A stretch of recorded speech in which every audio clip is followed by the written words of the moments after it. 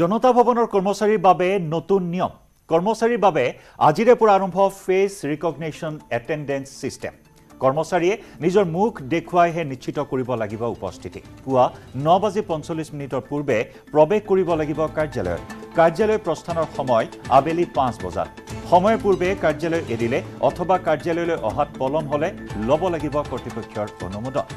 কিছু কঠোৰ হৈছে কৰ্মচাৰীসকলৰ উপস্থিতিক লৈ আৰু হেহে নতুন নিয়ম আজিৰে পৰা প্ৰযোজ্য হ'ব আজিৰে পৰা আৰম্ভ হ'ব ফেস ৰিকগনিশ্যন এটেন্ডেন্স সিস্টেম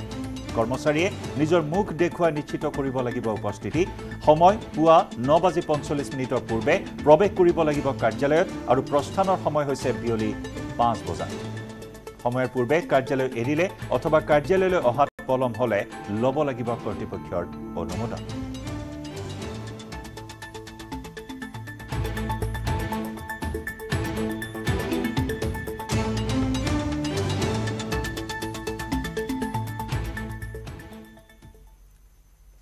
আৰিফালে মিজোৰামত টুংগত উঠিছে নিৰ্বাচনী প্ৰচাৰ পাহাৰীয়া ৰাজ্যখন দখলৰ বাবে ককালত টঙালি বান্ধিছে গেৰুৱা বাহিনীয়ে মিজোৰামত নিৰ্বাচনী প্ৰচাৰত ব্যস্ত কেন্দ্ৰীয় মন্ত্ৰী কিৰেণ ৰিজিজু প্ৰধানমন্ত্ৰী হৈ মিজোৰাম নিৰ্বাচনৰ তদাৰক কৰি আছে কিৰেণ ৰিজিজুৱে কংগ্ৰেছক তীব্ৰ সমালোচনা কৰাৰ লগতে মিজোৰামত বিজেপিয়ে ভাল ফলাফল দেখুৱাবলৈ সক্ষম হ'ব বুলি মন্তব্য কৰিছে ৰিজিজুৱে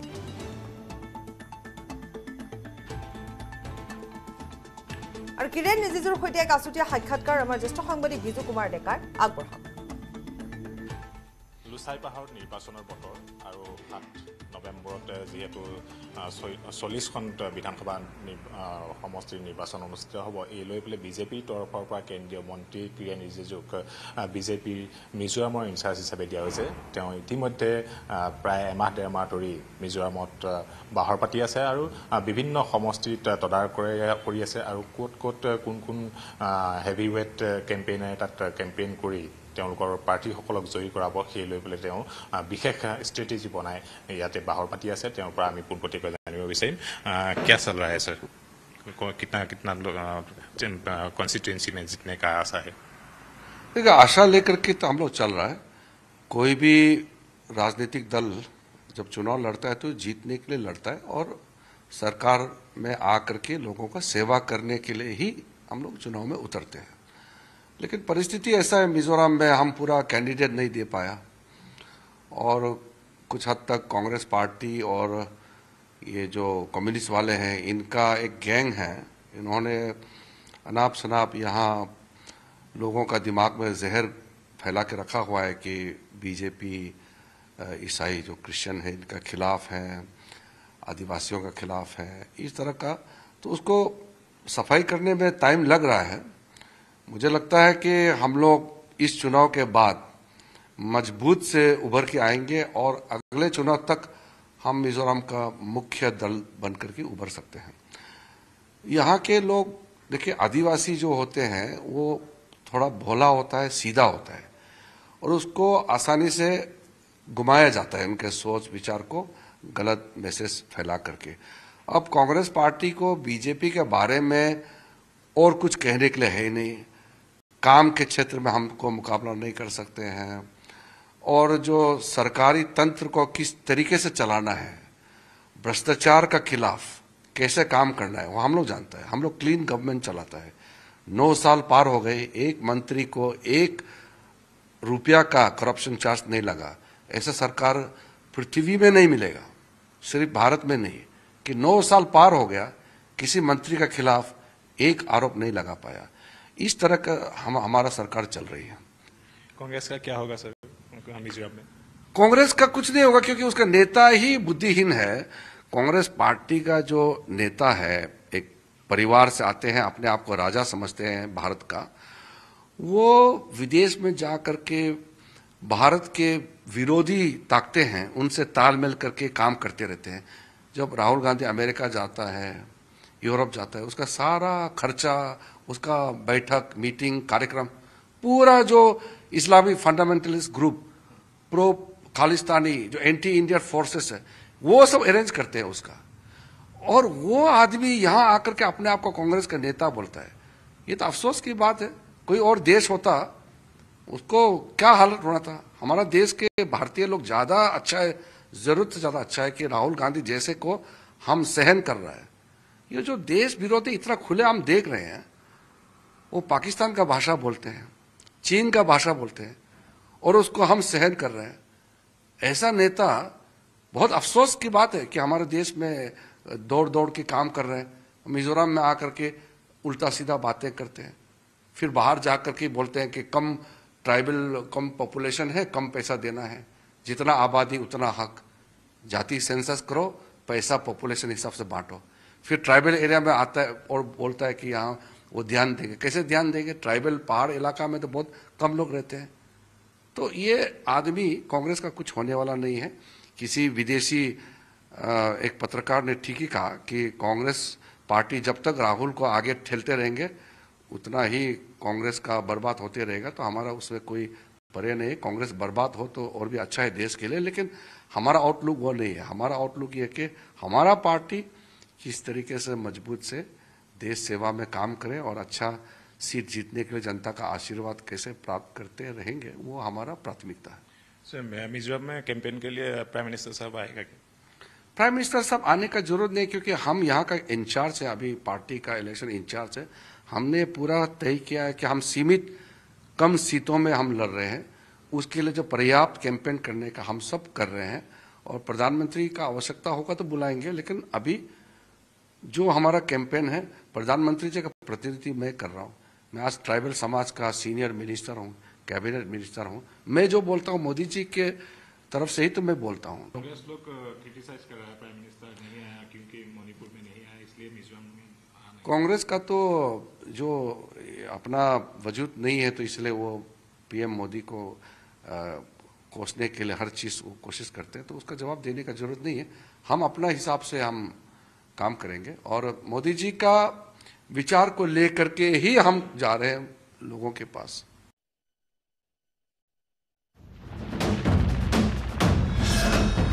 ভাৰতৰ গৌৰৱ গোটেই বিশ্বতেই ইয়াৰ সন্মান। ষ্ট্ৰং মানে মাইথান ষ্টীল।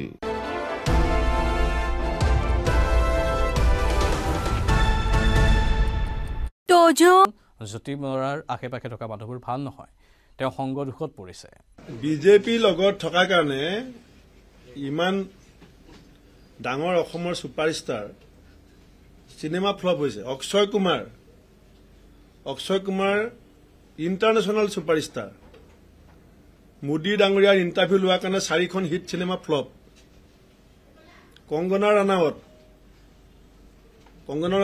চিনেমা 75 ক্ৰ'ৰছলৈকে সংগ্ৰহ হৈছিলে, এতিয়া দুদিনত 1 কোটি হোৱা নাই। এইবিলাক কাণত সোপা দি চকুত চশমা পিন্ধি বহি আছে, গম নাপায় তলত কি হৈ আছে, যে এজন মানুহ সংগ দুখত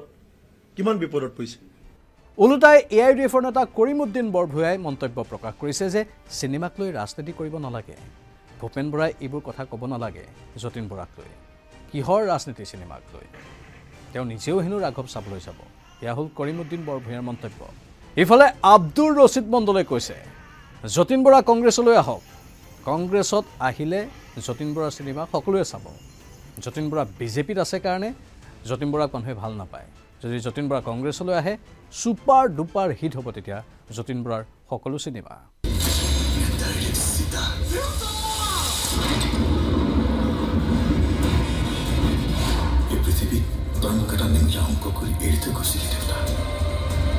কিন্তু চকু পানীতে এইটো জীৱনটো শেষ নহয়।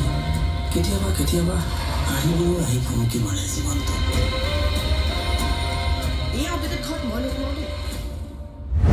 এনেধৰণে এতিয়া ৰাঘৱক লৈ ৰাজনীতিৰ মুখ চুপতি শুনিবলৈ পোৱা গৈছে, আৰু সকলোৱে নিজৰ নিজৰ প্ৰতিক্ৰিয়া প্ৰকাশ কৰি আছে। তাৰ মাজতে অসমৰ মুখ্যমন্ত্ৰী হিমন্ত বিশ্ব শৰ্মাও কিছু পৰিমাণে সৰব হৈ পৰিছে। তেওঁ উল্লেখ কৰিছে যে 1 নৱেম্বৰত তেওঁ ৰাঘৱ চাবলৈ নিজেই যাব। এতিয়া মুখ্যমন্ত্ৰীয়ে ৰাঘৱ চাই চিনেমাখনক উদ্ধাৰ কৰাৰহে কথা। যি কি নহওক প্ৰতিক্ৰিয়া হৈ আছে, কিন্তু স্বাভাৱিকতে চিনেমাক লৈ ৰাজনীতি কেতিয়াও হ'ব নালাগে। চিনেমা ভাল বেয়া সেয়া মানুহে ফিডবেক দি সেই চিনেমাখনৰ ৰিভিউ কৰি চিনেমাখনৰ হিট হোৱাত বা চিনেমাখন ফ্লপ হোৱাত বিশেষভাৱে তেওঁলোকৰ অংশগ্ৰহণ থাকে, তেওঁলোকৰ বিশেষ ভূমিকা থাকে। কিন্তু ৰাজনীতিৰ মেৰপেচত সোমাই এখন চিনেমাক এনেধৰণে ফ্লপ কৰিব নালাগে বুলিও বিভিন্নজনে মত প্ৰকাশ কৰিছে।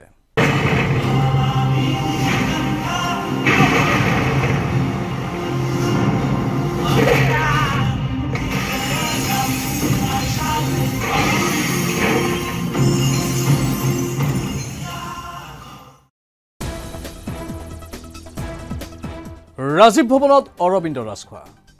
আলফা সভাপতি অৰবিন্দ ৰাজখোৱাৰ কথাই কৈছোঁ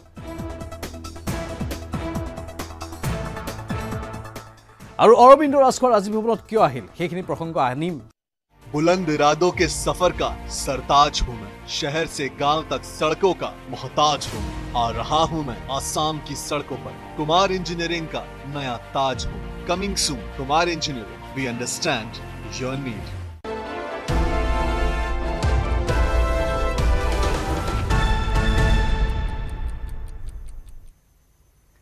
29 নৱেম্বৰত প্ৰদান কৰা হ'ব আনন্দৰাম বৰুৱা বঁটা হাইস্কুল শিক্ষান্ত পৰীক্ষাত ৭৫% নম্বৰ পোৱা শিক্ষাৰ্থীক দিয়া হ'ব ১৫,০০০ টকা ২৭,১৮৩ গৰাকী শিক্ষাৰ্থীক কম্পিউটাৰ কিনিবলৈ দিয়া হ'ব ১৫,০০০ টকা ৩০ নৱেম্বৰত প্ৰদান কৰিব ডক্টৰ বাণীকান্ত কাকতি বঁটা বাণীকান্ত কাকতি বঁটা শিক্ষাৰ্থীক প্ৰদান কৰিব স্কুটি উচ্চতৰ মাধ্যমিকত ৬০% নম্বৰ লাভ কৰা ৩০,২০৯ গৰাকী ছাত্ৰীক স্কুটি দিয়া হ'ব আনহাতে উচ্চতৰ মাধ্যমিকত ৭৫% নম্বৰ লাভ কৰা ৫,৫৬৬ জন ছাত্ৰকো স্কুটি দিয়া হ'ব উচ্চতৰ মাধ্যমিকত উত্তীৰ্ণ মুঠ ৩৫,৭৭৫ গৰাকী ছাত্ৰ ছাত্ৰীক স্কুটি দিব চৰকাৰে বিভাগৰ সদায় চলি অহা এটা কিছু বঁটা বা আমি যিটো আনন্দৰাম বৰুৱা আৰু বাণীকান্ত কাকতি বঁটা হিচাপে ছাত্ৰ ছাত্ৰীসকলক দিওঁ সেই বঁটাটো দিয়াৰ সিদ্ধান্ত আৰু তাৰিখ ঘোষণা কৰিছে যে অহা ২৯ তাৰিখে এই বঁটা অসমৰ ২৭,১৮৩ গৰাকী ছাত্ৰ ছাত্ৰীক যিয়ে ৭৫%তকৈ অধিক নম্বৰ পাই HSLC পৰীক্ষাত উত্তীৰ্ণ হৈছে তেখেতসকলক ডিবিটি যোগে ১৫,০০০ টকাকৈ দিয়া হ'ব কম্পিউটাৰ কিনিবৰ কাৰণে ৩০ নৱেম্বৰ আৰু ১ ডিচেম্বৰৰ দিনাখন বাণীকান্ত কাকতি বঁটা যিটো আমি স্কুটি প্ৰদান কৰোঁ এই বাণীকান্ত কাকতি বঁটা হায়াৰ ছেকেণ্ডাৰী পাছ কৰা ল'ৰা ছোৱালীসকলক ছোৱালীসকলে যোনে ৬০%তকৈ বেছি নম্বৰ পায় আৰু ল'ৰাৰ ক্ষেত্ৰত যোনে ৭৫%তকৈ বেছি নম্বৰ পায় তেখেতসকলক এই বাণীকান্ত কাকতি বঁটা দিয়া হয় আৰু এই বাণীকান্ত কাকতি বঁটাত টোটেল আমাৰ ৩৫,৭৭৫ গৰাকী ৭৭৬ গৰাকী ছাত্ৰ ছাত্ৰীক দিয়া হ'ব ৩৫,৭৭৬ গৰাকী ছাত্ৰ ছাত্ৰীয়ে এই স্কুটি পাব আৰু ৩০ নৱেম্বৰ আৰু ১ ডিচেম্বৰৰ দিনাখন অসমৰ সমূহ জিলা সদৰ স্থানত আমাৰ মন্ত্ৰীসকলৰ উপস্থিতিত এই স্কুটিসমূহ প্ৰদান কৰা হ'ব গতিকে অসমৰ ছাত্ৰ ছাত্ৰীসকলৰ কাৰণে অসম চৰকাৰে যি কম্পিউটাৰ কিনিবৰ কাৰণে ধনৰাশি আৰু স্কুটি দিয়াৰ যি সিদ্ধান্ত আছিল এই দুইটা বঁটাই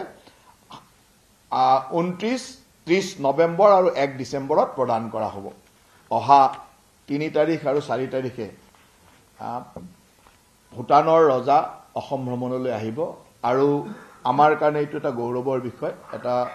ষ্টেট ভিজিট বা এখন ৰাষ্ট্ৰৰ শীৰ্ষ ব্যক্তিজন আমাৰ ৰাষ্ট্ৰপ্ৰধানজন আমাৰ ৰাজ্যলৈ আহিব গতিকে আমি সকলো দিশৰ এই বিশেষ সম্প্ৰচাৰ মঞ্চলৈ আপোনালোকক স্বাগতম জনাইছোঁ মই প্ৰাঞ্জল সাজু হওক চৰকাৰী স্কুটি ল'ব বিনামূলীয়াকৈ পাব এই চৰকাৰী স্কুটি কিন্তু কোনে কোনে পাব স্বাভাৱিকতে চৰকাৰী বস্তু বুলি ক'লে সকলোৰে মনত এটা হাবিয়াস আহে সকলোৰে মনত এটা আনন্দমুখৰ পৰিৱেশৰ সৃষ্টি হয় আৰু সেই আনন্দ এতিয়া দুগুণে বৃদ্ধি পাব একাংশ লোকৰ বাবে কাৰ বাবে সেইখিনি আমি বহলাই বৰ্ণনা কৰিব বিচাৰিছোঁ ইতিমধ্যে আপোনালোকে গমেই পাইছে কিন্তু আমি পুনৰবাৰ ক'ব বিচাৰিছোঁ অসম চৰকাৰৰ ৰাজ্যিক কেবিনেটত সিদ্ধান্ত গ্ৰহণ কৰা হৈছে আৰু এই সিদ্ধান্ত শিক্ষাৰ্থীসকলৰ বাবে কেবিনেটৰ সিদ্ধান্ত লোৱা হৈছে পূৰ্বৰ প্ৰতিশ্ৰুতি অনুসৰি যে যিসকল শিক্ষাৰ্থীয়ে এবাৰ উচ্চতৰ মাধ্যমিক চূড়ান্ত পৰীক্ষাত সুখ্যাতিৰে উত্তীৰ্ণ হৈছে তেওঁলোকৰ বাবে এই স্কুটি তেওঁলোক অৰ্থাৎ ছাত্ৰী আৰু ছাত্ৰসকল আৰু যিসকল ছাত্ৰীয়ে ৬০% নম্বৰ লাভ কৰিবলৈ সক্ষম হৈছে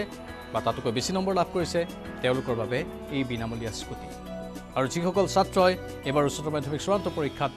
৭৫% নম্বৰ লাভ কৰিবলৈ সক্ষম হৈছে বা তাতকৈ বেছি নম্বৰ লাভ কৰিছে তেওঁলোকৰ বাবে স্কুটি এনেধৰণৰ বহু শিক্ষাৰ্থী আছে ছাত্ৰীৰ সংখ্যাই ৩০,০০০ ছাত্ৰৰ সংখ্যা ৫,৫৬৬ ৩০,২০৯ গৰাকী ছাত্ৰী আৰু ৫,৫৬৬ গৰাকী ছাত্ৰ উচ্চতৰ মাধ্যমিক চূড়ান্ত পৰীক্ষাত এনেধৰণে সফলভাৱে উত্তীৰ্ণ হোৱা ছাত্ৰীৰ ক্ষেত্ৰত ৬০%, ছাত্ৰৰ ক্ষেত্ৰত ৭৫%। সৰ্বমুঠ সংখ্যা হৈছে ৩৫,৭৭৫ আৰু এওঁলোকে এতিয়া স্কুটি লাভ কৰিব আৰু চৰকাৰী স্কুটি লাভ কৰি স্বাভাৱিকতে এওঁলোক আনন্দত কিছু পৰিমাণে হয়তো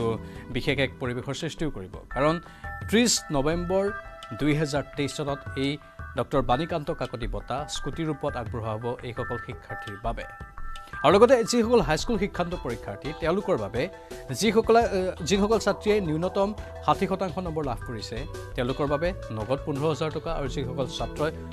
75% নম্বৰ লাভ কৰিছে তেওঁলোকৰ বাবেও 15,000 টকা নগদ এনেধৰণৰ শিক্ষাৰ্থীৰ সংখ্যা হৈছে 27,183 গৰাকী ছাত্ৰী আৰু ছাত্ৰ হাইস্কুল শিক্ষান্ত পৰীক্ষাৰ ক্ষেত্ৰত যিসকল ছাত্ৰীয়ে 60% নম্বৰ লাভ কৰিছে তেওঁলোকৰ বাবে নগদ 15,000 টকা আৰু যিসকল ছাত্ৰই 75% নম্বৰ লাভ কৰিছে তেওঁলোকৰ বাবে নগদ 15,000 টকা আৰু হাইস্কুল শিক্ষান্ত পৰীক্ষাৰ সমান্তৰালকৈ উচ্চতৰ মাধ্যমিক পৰীক্ষাত যিসকল শিক্ষাৰ্থীয়ে ছাত্ৰীয়ে বিশেষকৈ 60% নম্বৰ লাভ কৰিছে তেওঁলোকৰ বাবে বিনামূলীয়া স্কুটি আৰু যিসকল ছাত্ৰই 75% নম্বৰ লাভ কৰিছে তেওঁলোকৰ বাবে বিনামূলীয়া স্কুটি এয়া হৈছে শিক্ষাৰ্থীসকলৰ বাবে এফালে ডক্টৰ বাণীকান্ত কাকতি বঁটা স্কুটি ৰূপত আনফালে নগদ 15,000 টকা হাইস্কুল শিক্ষান্ত পৰীক্ষাৰ্থীসকলৰ বাবে আনন্দৰাম বৰুৱা বঁটা ৰূপত আনন্দৰাম বৰুৱা বঁটা আপোনালোকে পূৰ্বৰ পৰাই জানে এই বঁটা দিয়া অহা হৈছে আজি কেইবা বছৰ ধৰি এই আনন্দৰাম বৰুৱা বঁটা প্ৰথমে কম্পিউটাৰৰ পৰা আৰম্ভ হৈছিল তাৰপিছত লেপটপ দিয়া হৈছিল আৰু এইবাৰ নগদ 15,000 টকা দিয়া হ'ব এইটো হৈছে সেৱাৰ অধীনৰ হাইস্কুল শিক্ষান্ত পৰীক্ষাৰ্থীসকলৰ বাবে 15,000 টকা আৰু উচ্চতৰ মাধ্যমিকৰ শিক্ষাৰ্থীসকলৰ বাবে ডক্টৰ বাণীকান্ত কাকতি বঁটা স্কুটি ৰূপত অৱশ্যে আপোনালোকে জানে যে স্কুটি বাৰু আমি স্কুটিৰ কথা বাৰু এইবাৰ কেবিনেটত লোৱা সিদ্ধান্ত কিন্তু পূৰ্বতে হিমন্ত বিশ্ব শৰ্মাই যেতিয়া নিৰ্বাচনী প্ৰচাৰ সভাখনত অংশ লৈছিল মামা আমাক ৰয়েল এনফিল্ড কেতিয়া দিব মামা আমাক বুলেট কেতিয়া দিব এই কথা কৈছিল বহুসংখ্যক শিক্ষাৰ্থীয়ে মঞ্চত যেতিয়া হিমন্ত বিশ্ব শৰ্মাই ভাষণ প্ৰদান কৰি থাকে তেতিয়াই তলৰ ৰাইজৰ মাজৰ পৰা কোনো এজন শিক্ষাৰ্থীয়ে চিঞৰি কৈ দিয়ে মামা এইবাৰ আমাক বুলেট লাগিব তেতিয়া হিমন্ত বিশ্ব শৰ্মায়ো প্ৰতিশ্ৰুতি দিছিল দিম তহঁতক বুলেট দিম কিন্তু বুলেট নহয় বাৰু স্কুটি দিব এইবাৰ উচ্চতৰ মাধ্যমিকৰ শিক্ষাৰ্থীসকলৰ বাবে বহুতে এই বুলিও এতিয়া মন্তব্য প্ৰদান কৰিছে যে এই স্কুটি দিয়াৰ পৰম্পৰাটো কিয় কি কাৰণত তেওঁলোকক স্কুটি লাগে বয়স কম এই বয়সতে স্কুটি চলাই তেওঁলোক উত্তনোৱাৰ দৰে ঘূৰি ফুৰিব পাৰে তেনেধৰণৰ আশংকাও একাংশ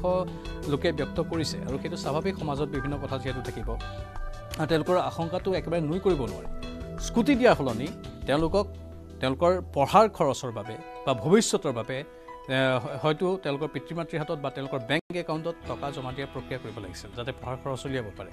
এই বুলিও প্ৰতিক্ৰিয়া আহিছে স্কুটি দিলে এতিয়া উধাই মুধাই স্কুটি চলাব য'তে ত'তে দুৰ্ঘটনা সংঘটিত কৰাৰ আশংকাও থাকে যিহেতু ফুল কোমলীয়া বয়স তেনেধৰণৰ কথাও বিভিন্নজনে ব্যক্ত কৰিছে যি কি নহওক ৰাজ্যিক কেবিনেটৰ যিহেতু সিদ্ধান্ত আৰু এই সিদ্ধান্তৰ কথা ইতিমধ্যে অৱগত কৰিছেই ৰাজ্য চৰকাৰৰ তৰফৰ পৰা ইয়াত এতিয়া জনসাধাৰণে হয়তো মন্তব্য প্ৰকাশ কৰিলে নহ'ব কিন্তু চৰকাৰে সেই দিশবোৰ ভালদৰে চোৱাটো প্ৰয়োজন বুলি বিভিন্নজনে উল্লেখ কৰিছে আপোনালোকে এই ক্ষেত্ৰত কি কয় মতামতবোৰ কমেণ্ট বক্সত কমেণ্ট কৰি জনাব পাৰে ধন্যবাদ